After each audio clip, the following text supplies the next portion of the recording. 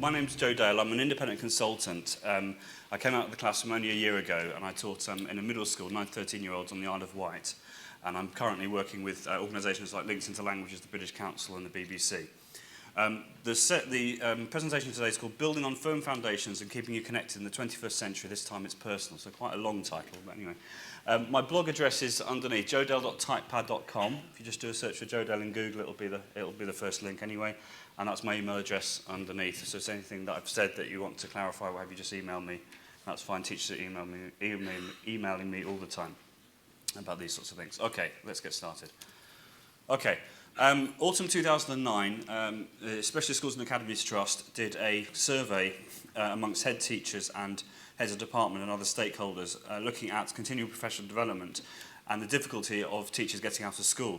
And they found that 1 in 4 teachers found it very difficult to get out of school. Now, this is to do with, I think, rarely cover, which if you don't know what it is, it's essentially, it's very difficult now for teachers to cover other colleagues unless there's some sort of dire situation like an accident. You can't just go and cover another colleague, which means that as a result of that, the head teachers do not want to pay for supply cover for teachers to get out and to go to training, which has had a huge impact on professional training companies, some of which have gone out of business, and other organisations. And I felt this very much myself, having gone to, or trying to go to courses and then being counselled because basically funding has been removed, and it's a very difficult situation. So what we're looking at now in this presentation are 3 ways of enhancing personal CPD, but it's the important thing, one of the important messages I'm trying to get across is teachers have to be proactive in this. Okay, this image comes from a PhD thesis that Alec Kouros did in Regina University in Canada, and it's called The Network Teacher. Essentially what it's trying to say is, at the top of the circle, you've got traditional methods of communication of improving your own CPD. For example, talking to colleagues in your staff room, watching popular media programs about topics related to your particular area of interest, reading curriculum documents. But the vast majority of the circle is actually a 21st century solution, if you like, to your own CPD, if you're going to be proactive about it. So, for example, looking at sites like Flickr for digital photos, social bookmarking, online communities, social networking services using Skype, video conferencing, etc. And in the next few steps of the presentation, I'll show you some practical examples of how teachers are using these. Okay, now, let's just go back a second. Now, the arrows here, the reason they are double-ended is because they're supposed to represent not just the teacher going to that form of communication and finding out about this, but also for the information to come to them. So the key to this is RSS, really simple syndication. So on this next slide, I talked about a post called Discovering the Power of RSS, which went out on a Teach Meet mobile experiment that David Noble, who lives up in Scotland, did just at the end of the noughties, 2009. And there were about 10 of us, I think, if I remember correctly, who used iPadio that was mentioned earlier by James Clay as a way of a mobile Teach Meet. So we all were on our mobile phones or on our landlines giving presentations for about 7 minutes or so. And it was all audio-based. And the one that I did, which is available online, on the EduTalk website, is called Discovering the Power of RSS. So RSS in its simplest form of being able to deliver content to yourself via an RSS reader like Google Reader is great, but I also talk about other things. For example, being able to find individual clips from YouTube which are tagged with a certain head word or tag word, which can then come automatically to you. Another thing, instead of being able to subscribe to a channel via YouTube, you can actually create a customized RSS feed, which means that any clips that have been published by that person on that channel come automatically to you via RSS. Another idea which I put across was using Twitter search. So going to Twitter search, putting in a head word, a tag word, search word, and then generating an RSS feed from that. For example, with Footy 10, you could do that very easily. And then all the tweets which have included the hashtag will then come to you via RSS. So I think that RSS, the basic form of RSS is fantastic, but there's other things you can do to customize it to make it even better.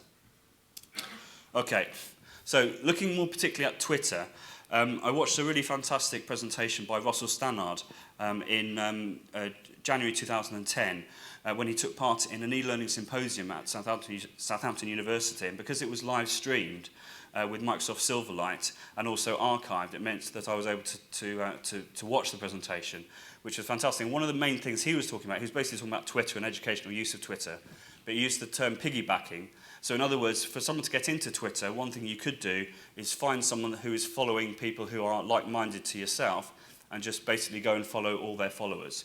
Now that's all very well, but I think actually to nurture your own personal learning network, as one says, which in a way the diagram for Alec Kouros is a representation of that, your personal learning network or your PLN, it's actually better to spend time nurturing that. It's a good way to get started, maybe follow a few people who are following the same sorts of people who like what you like, following them, but then I would really spend time nurturing your personal learning network as well. So that's something you can check out in your own time.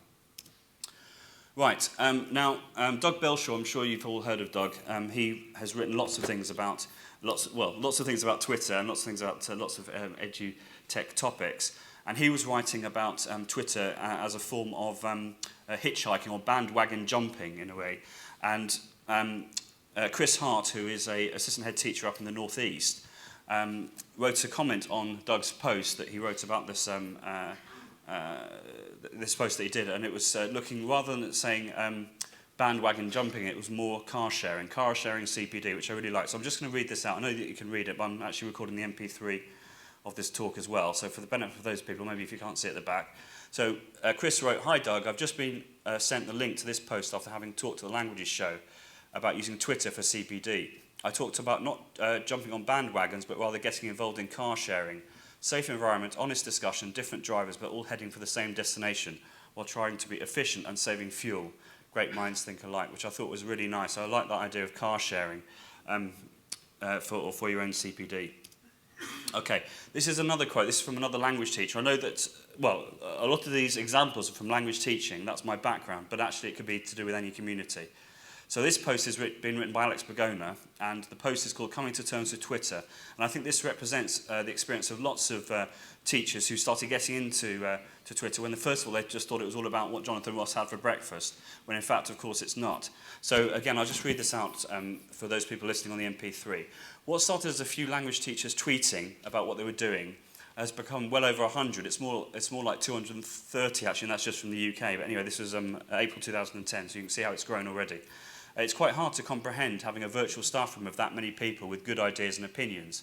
It has led to teachers publishing articles on their blogs, which ordinarily I wouldn't have seen. I find out about events for professional development that I wouldn't have known about, and it has, without doubt, put me into contact with some very influential educationists who have taken time to give me guidance and advice. So I think that's wonderful. So the CPD he's getting for free from Twitter is just awesome. And to put that into another context, if you like, this is a screenshot of a tweet from an NQT called Mike Elliott, who just wrote, "I love Twitter, I really do. The things you can discover just by following the right people. Recent MPhil contacts have been awesome." So that's fantastic. Just imagine for an NQT getting that sort of CPD for free. Amazing.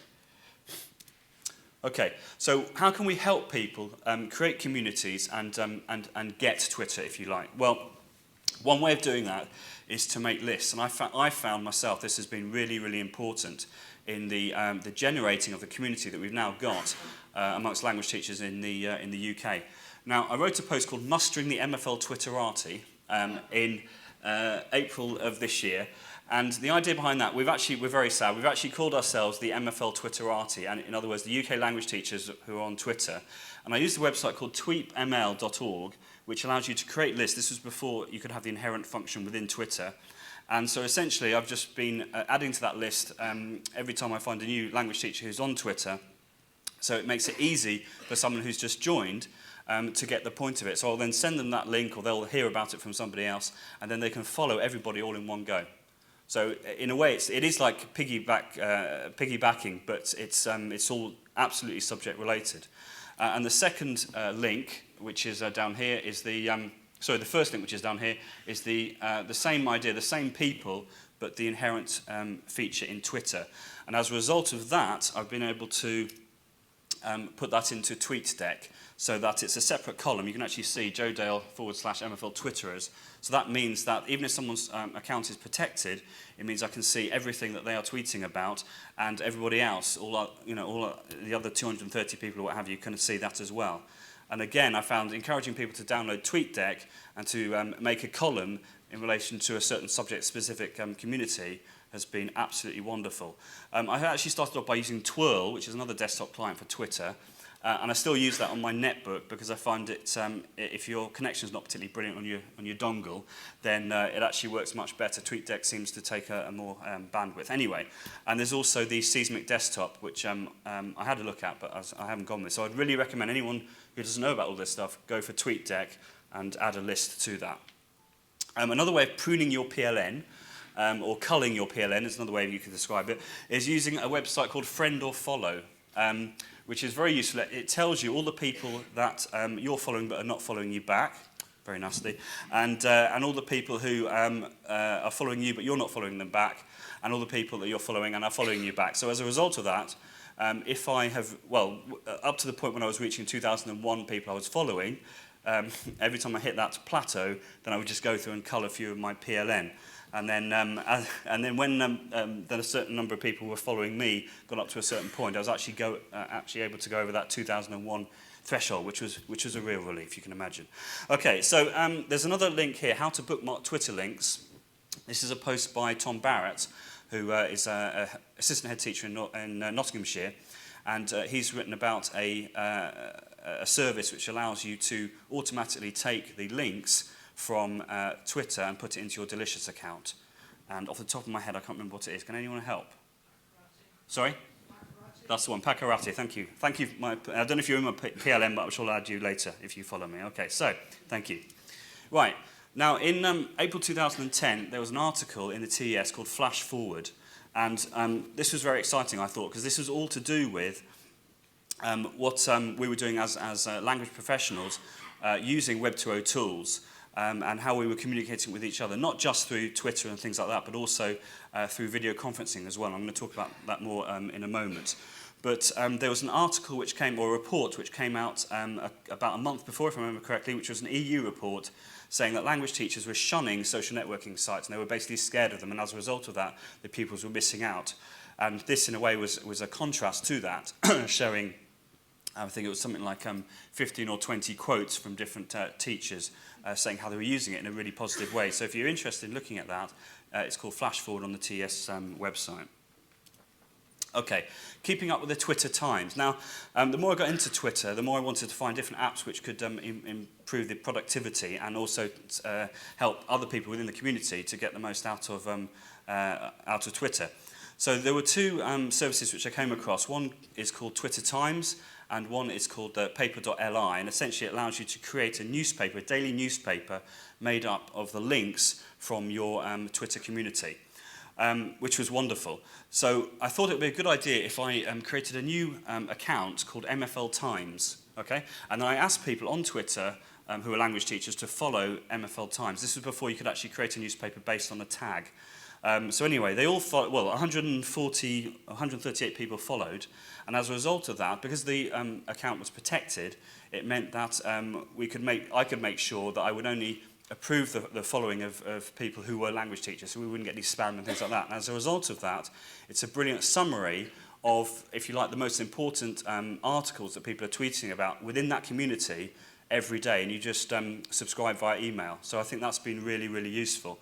At the Scottish Learning Festival last week, I also did a talk called Keeping Up with the Twitter Times, and you can get an audio recording from that, which is already on the EduTalk website, thanks to John Johnson editing it straight away and publishing it. There's another service called Sift Links, which you may not have heard of, which is really cool. What it allows you to do is you register your Twitter account details, and that generates an RSS feed, which means that any link which is included with the people who you're following will then go to, say, your Google Reader. Now, if you're following 2,000 and something people, I wouldn't use it, because you'll be there you wouldn't be there all day, that'd be really sad. So you obviously wouldn't do that. But if you've got 140 people, let's say, it's ideal, it's fantastic. And similarly with similarly with the Twitter Times, you can generate an RSS feed as well, which is, again, a good way of finding out, if you like, the hot topics that people in your community are tweeting about. Okay, what does your PLN mean to you? This is a representation of some of the people who are in my PLN, possibly some people in the room are there. This is a little meeting that I took part in for Future Lab when I did a session on what does your PLN mean to you. And I'm just going to play you very, very quickly a couple of, a minute or so, if I can get the thing to work, of a video clip which I put together of a compilation of tweets of people who are in my personal learning network who replied to the question, what does your PLN mean to you? Here we go.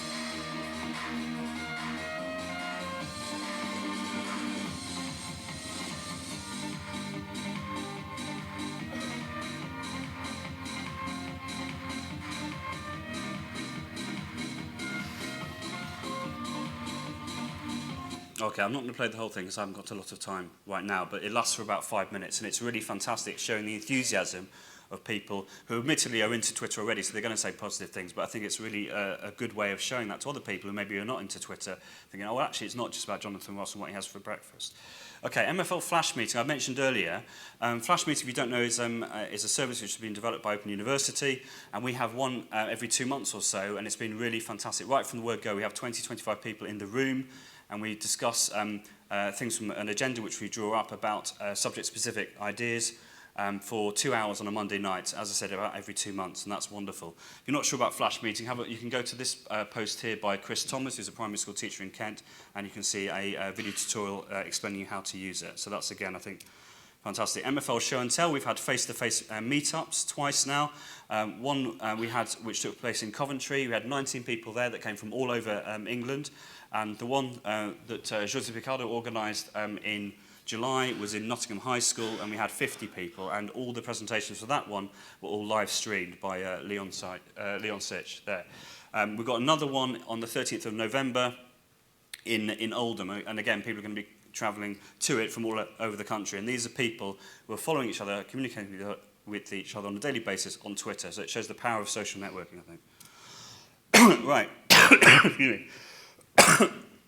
Right, excuse me, I'm not very well actually, but never mind. Okay, now, after the GCSE results came out in August of this year, French for the first time went out of the top 10. And there were absolutely, I don't know if you saw, but there were a slew of articles in the broadsheets about how people were dropping languages left, right and centre and what can we do to encourage them. There was a You and Yours programme, which is a Radio 4 programme if you don't know, and they had an hour programme all about language learning. And there were lots of language teachers listening to it who felt that their point of view was not put across. So I put on Twitter, why don't we have an MFL Flash Meeting special, which is what we did.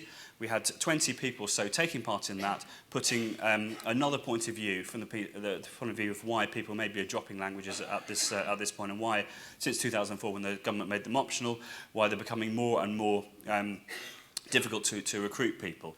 And I said, I'll send the link to the BBC and see if they do something. I wasn't expecting them to do something, but they did. Anyway, so a few days later, I got an email back from one of the producers from the programme saying, I'm 15 minutes into the Flash Meeting.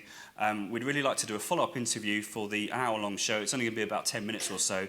And we'd like Helen Myers, who was one of the outspoken people on there, on the Flash Meeting to take part. So Helen at the time was in Bordeaux at the Eurocal conference. So I tweeted her, sent her a text, etc., emailed her, and of course she said yes. She took part in the meeting on the interview on the Wednesday. At which point I was in Bangkok in Thailand, but I was able to listen to it via BBC iPlayer, and it was all very, very weird, but very exciting, and it just shows what can be done with social media. And that was literally, a few weeks ago, not long ago. Okay, just to finish off with then, 21st century learning. I know some people don't like that term, but anyway. How do you think my first day of kindergarten went? They didn't even have Wi-Fi.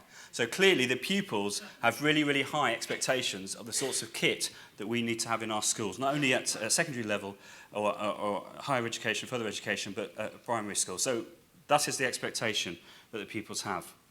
The Rose Review, which has now been thrown out just before during the dissolution of the government, I thought this quote was very important. Even though, as I said, the Rose Review is not in existence anymore, I'll just read this out because I think it's important to the argument that I'm trying to put across about building firm foundations. So, it will become increasingly important to command ICT skills to prepare for technologies of the future.